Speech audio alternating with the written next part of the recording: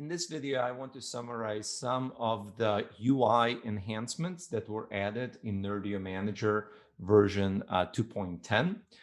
There are several things that were requested by customers to make Nerdio Manager a little bit more user-friendly, and you will see lots more such UI enhancements coming in future versions. So the first thing I wanted to point out is that if you look at any of the session hosts, you will notice that there is now an agent version that is listed next to the status or in the status column of a particular session host. And this is very useful because this allows you to see if there are some session hosts that may have an old version, if a particular version is causing problems. So this is a useful indicator of what the WVD agent version is that's installed on a particular session host. The next thing you'll notice is we now have color coding of icons that is available in the tasks section. This lets you focus more on the statuses of interest. So for example, the complete status will be green and the error status will be red and canceled status will be yellow. And you'll be able to more easily focus and find the statuses of interest.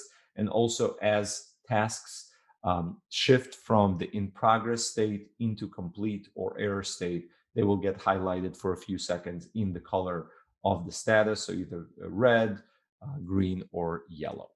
So that is the second change.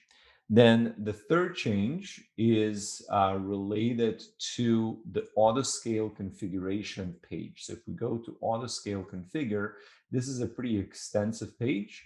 And the save button on this page used to be all the way on the bottom of the list, but we've now made this button plus added another one floating. So as you scroll to the page, you can save your current configuration as it is without leaving the page. And you can save and close, which will close the page, and obviously just cancel, which will close the page without saving any settings. So this is a useful floating save button on various pages that are going to be long to configure.